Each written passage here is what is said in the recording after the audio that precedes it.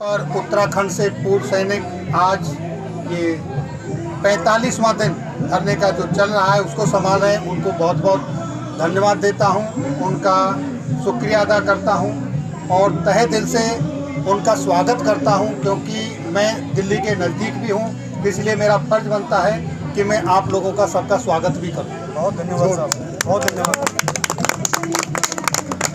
दूसरा, जैसा कि आप सभी जानते हैं, 3 तारीख को जो नेशनल लेवल पर, ऑल इंडिया लेवल पर एक कॉल की गई थी कि सारे पूर्व सैनिक अपने अपने घरों से निकलें और अपने अपने डिस्ट्रिक्ट मजिस्ट्रेट को जितनी भी विसंगतियां हैं वो आरोपी से रिलेटेड, वो आरोपी तो कहने के लिए अगर मैं कहूं तो एक बहाना है, बाकी विसंगतियों का तो अंबार है, जो मैं आपको कुछ संक्षिप्त में आज बताऊंगा।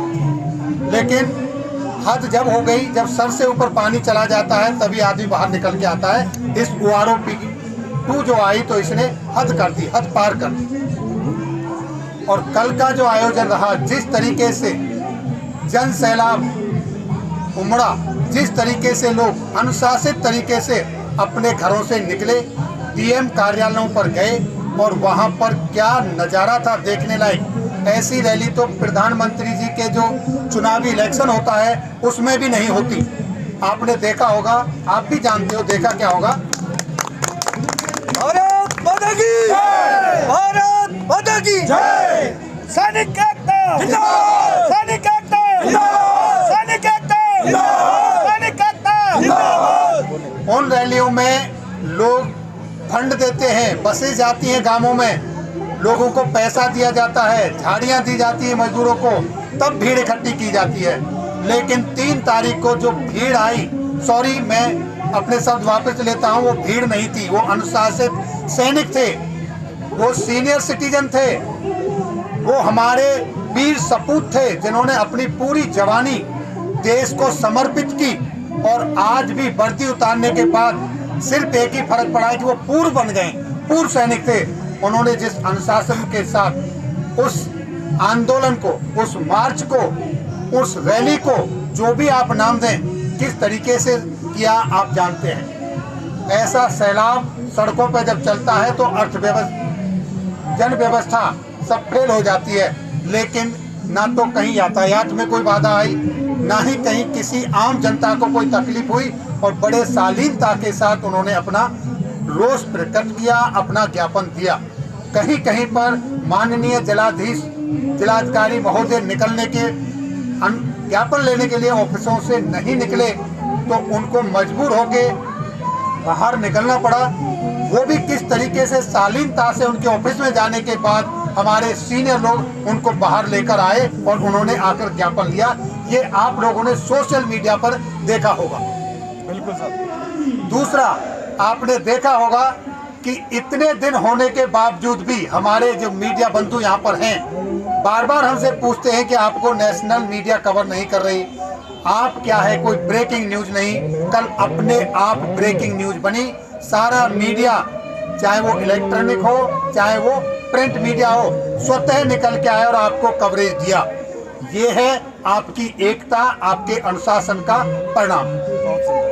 अब मैं आपको बताता हूँ कुछ फैक्ट, जो कि शायद अब 45-46 दिन हो गए इस धरने को, आप सबको पता चल चुका होगा, लेकिन फिर भी कुछ फैक्ट ऐसे हैं जो शायद आपको ना पता हो, तो मैं आज आपके माध्यम से वो सब आपके सामने लाना चाहता हूँ। जैसा कि आप सभी जानते हैं, वो आरोपी का जो मुद्दा है, इसकी विसंगतियाँ सामने उठी हैं, लेकिन अब मैं आपके सामने कुछ फिगर लेके आया हूँ। आज देखिए, एक ये फिगर है। मैं ये जो मीडिया बंधु वाले उनसे रिक्वेस्ट करूंगा इसका थोड़ा क्लोज बोलें। आप इसमें देखेंगे कि ये 7वें पे कमीशन की रिपोर्ट है। इस रिपोर्ट के मुताबिक 2007 और 8 में डिसेबिलिटी का आंकड़ा दिया है। उस डिसेबिलिटी के आंकड़े में बताया गया है कि 2007 और 8 में हमारे जेसीओ और जवान कितने % डिसेबिलिटी के साथ पेंशन जाते थे, तो वो आप देखेंगे 18.9%। और उस समय पर अधिकारी लोग जो जाते थे वो जाते थे 13.6%। ये 2006 और 7 की रिपोर्ट है। जब 7वां पे कमीशन रिपोर्ट तैयार कर रहा था तो उसने ये आंकड़े संग्रह किए हैं और ये रिपोर्ट 7वें वेतन आयोग की जो सिफारिश है उसमें सामने निकल कर आई। और उसके बाद हिंदुस्तान के अंदर सुविधाएं बढ़ी, यातायात अच्छा हुआ। अधिकारी लोग तो श्रीनगर जम्मू कहीं से भी हो बाई एयर आते हैं, जवानों को ही कानवाई के थ्रू आना जाना होता है। अच्छी सुविधाएं बढ़ने के बावजूद जवानों का जो डिसेबिलिटी रेशियो है वो घट गया और अधिकारियों का डिसेबिलिटी रेशियो कहां पर पहुंच गया। अगर आपने नहीं सुना और आज सुनेंगे तो शायद आप बोलेंगे कि ये ऐसी हमारे धन की जो लूट हो रही है वो किस तरीके से हो रही है। 36 से 40% 36 से 40% अधिकारी डिसेबिलिटी पेंशन ले रहा है। ये कैग की रिपोर्ट है, controller and auditor general of India, Bharat सरकार उनकी तरफ से ये रिपोर्ट आई है और पिछले सोमवार को पार्लियामेंट में ये टेबल पर रखी जा चुकी है। ये रिपोर्ट मैं कोई आंकड़े अपनी जेब से नहीं बता रहा हूँ। और दूसरी बात, हद तो जब हो गई जब इसमें मेडिकल ऑफिसर्स की रिपोर्ट आई जो कि 44 से 58% डिसेबिलिटी के साथ डिस्चार्ज हो रहे हैं। Shame, very Shem.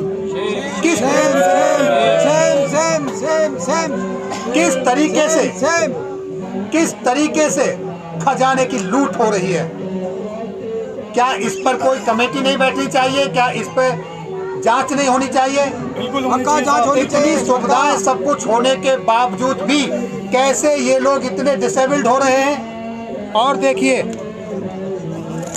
यहाँ जब आप देखेंगे तो आपको शायद यकीन भी नहीं होगा, क्या ऐसा भी हो सकता है। ये भी 7वें वेतन आयोग की ही एक रिपोर्ट है।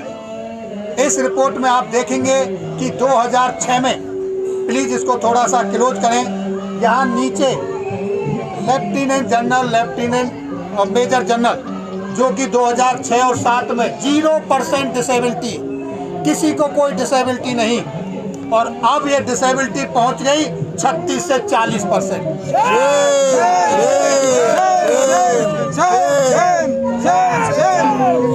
ऐसी कौन सी मुसीबत आ गई, ऐसा कौन सा इंफ्रास्ट्रक्चर खराब हो गया, ऐसी कौन सी ज्योग्राफिकल कंडीशन में कमियां आ गई, बिगड़ गई कि ये इतने डिसेबल होने लगे।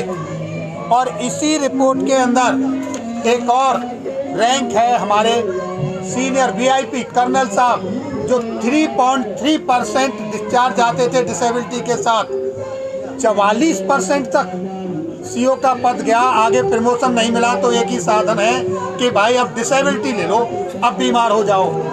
और इतना ही नहीं, डिसेबिलिटी पेंशन मिली यहाँ तक भी सब सही है। इसके आगे इसके पीछे आपको पता है जो भी डिसेबिलिटी के साथ पेंशन जाता है उसको इनकम टैक्स भी नहीं देना पड़ता।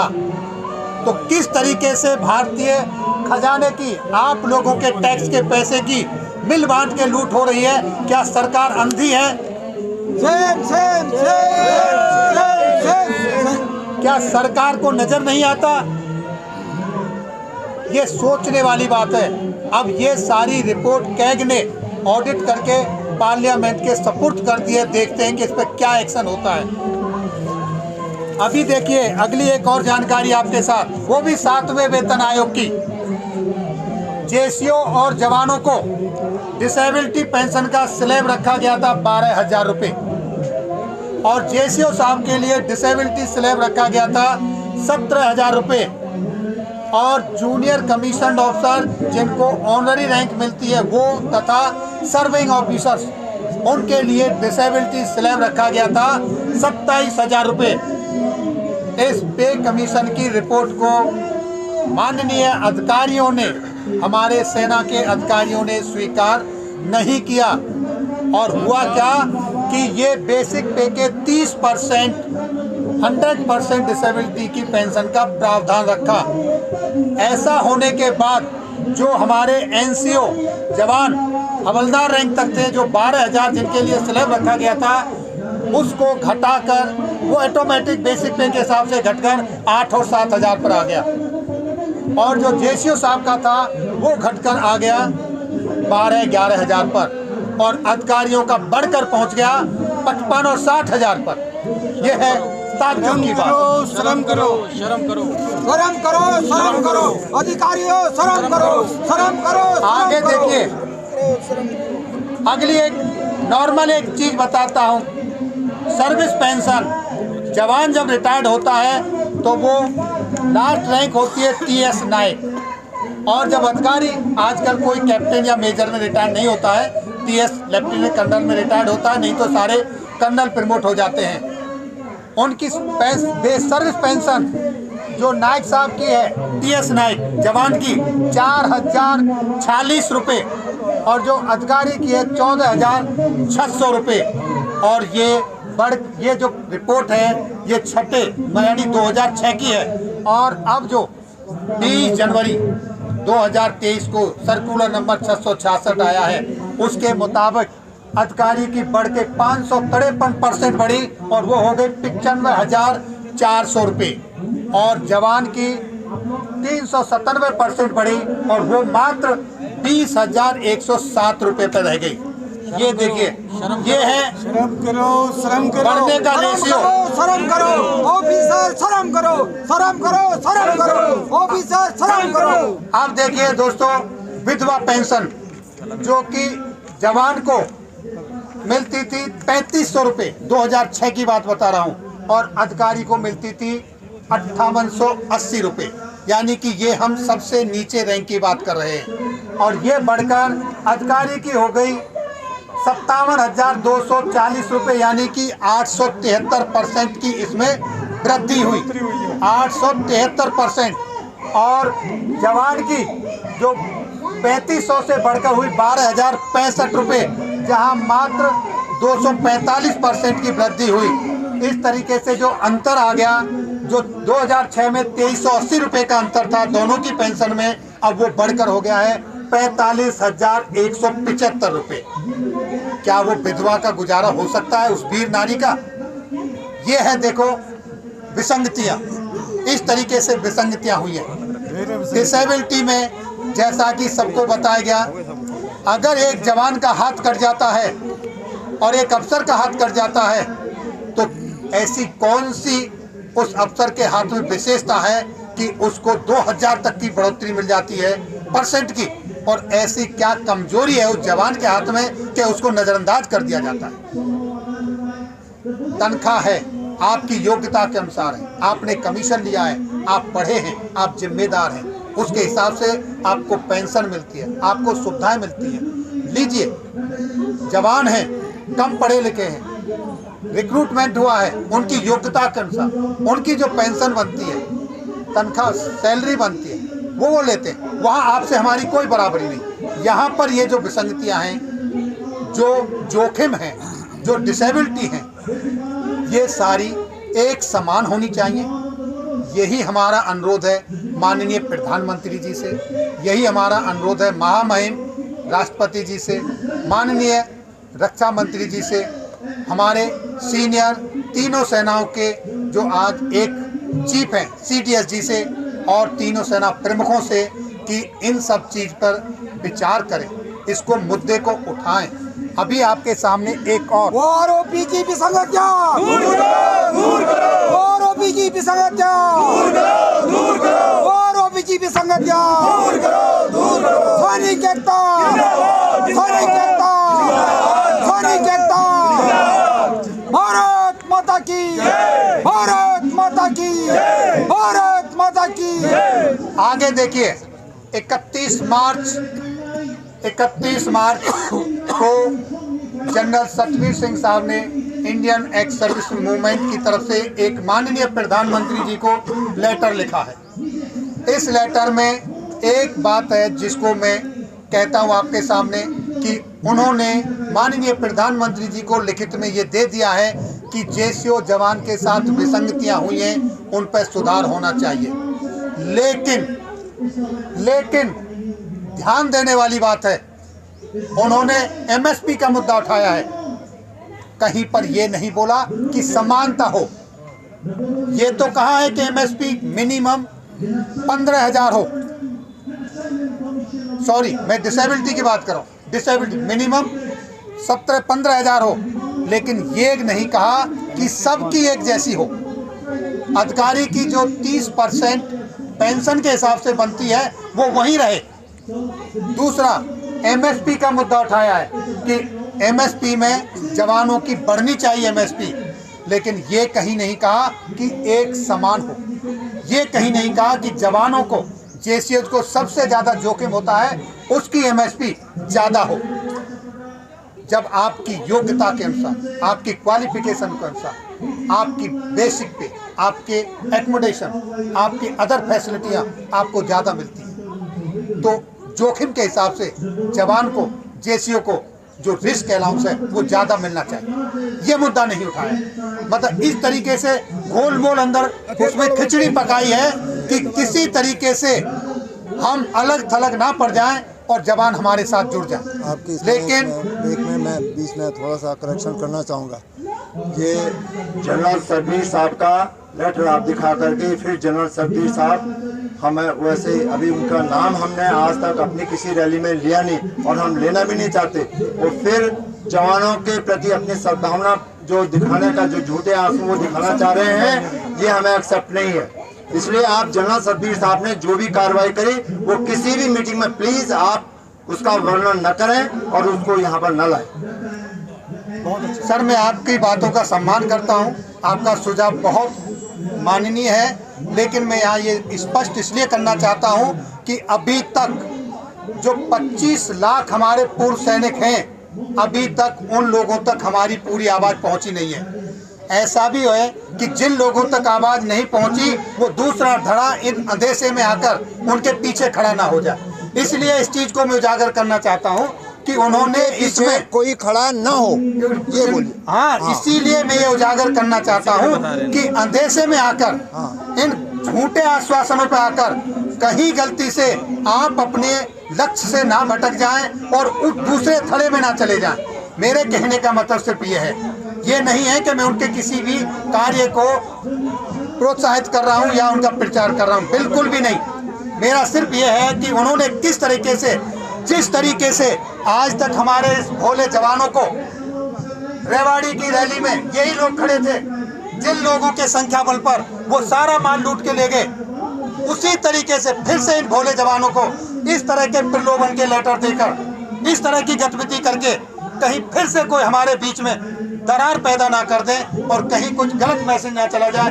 इसलिए मैं ये लेटर का यहाँ पर जिक्र किया है और उसकी सच्चाई सबके सामने लाया हूँ।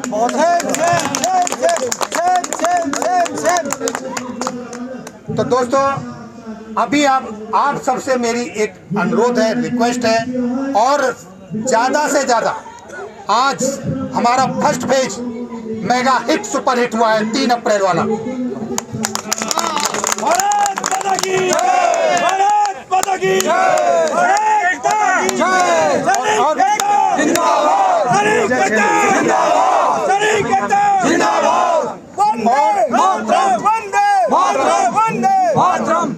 और अब शुरू होता है हमारा सेकंड फेज, और सेकंड फेज के लिए जितने भी हमारे संगठन हैं ऑल ओवर इंडिया में, और जितने भी हमारे पूर्व सैनिक देश विदेशों में रहते हैं, जेसीओ जवान, मैं उन सब से अनुरोध करता हूं, आपका अपना संगठन अपनी जगह पर है, आप अपने संगठन से अपना एक समझदार, जिसको आप सबसे रेस्पॉन्सिबल समझते हैं, 9 तारीख को दिल्ली भेजें, जहां पर एक छतरी, एक अम्ब्रेला, एक विचार, एक साथ मिलके इस लड़ाई को लड़ा जाए। 9 तारीख को, जिसका सर उसका पंडित दीनदयाल एनडी तिवारी भवन के अंदर जिसका मीटिंग होने वाली है 10 बजे से 2 बजे के बीच में, वहां पर अगले सेकंड फेज की रूपरेखा तैयार होगी। 9 अप्रैल को वहां पर रूपरेखा तैयार होगी। दोस्तों, कई बार ऐसा होता है, बोलते हैं रैंक के हिसाब से चीजें दी जाती हैं, रैंक के हिसाब से। एमएसपी की जो बात है, एमएसपी जब रैंक के हिसाब से दी जाती है और ये जोखिम बनता है, तो chief of army staff, vice of chief of army staff को क्यों नहीं दी जाती?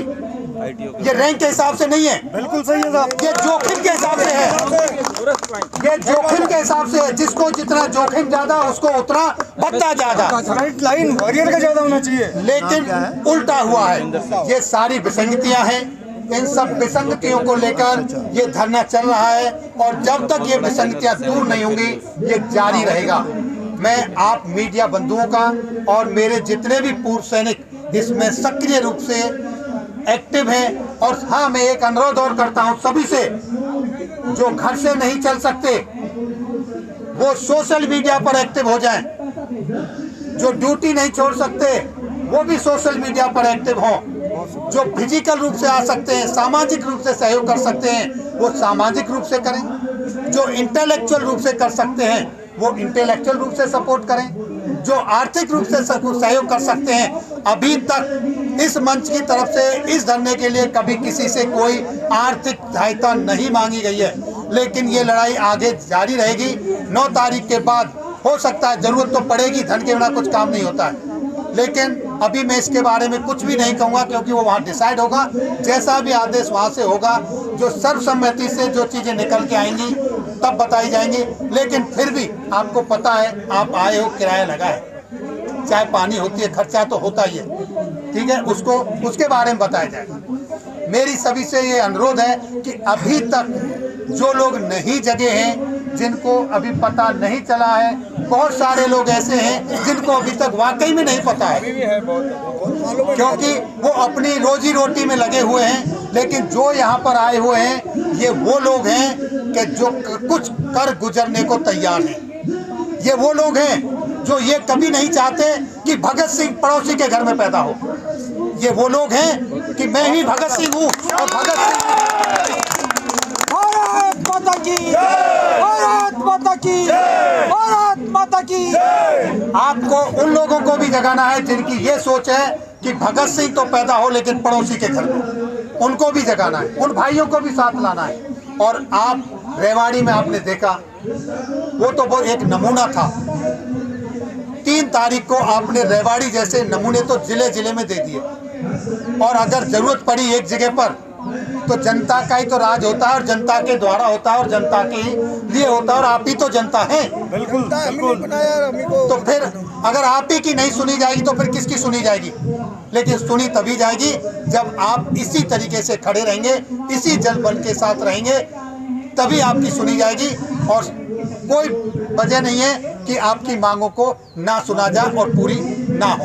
ऐसे ही खड़े रहेंगे, ऐसे ही खड़े रहेंगे। पूर्ण सेनानी एकता जिंदाबाद, जिंदाबाद एकता जिंदाबाद, जिंदाबाद एकता जिंदाबाद, जिंदाबाद। इसी के साथ भारत माता की, भारत माता की, भारत माता की। सैनिक एकता, सैनिक एकता, सैनिक एकता, वंदे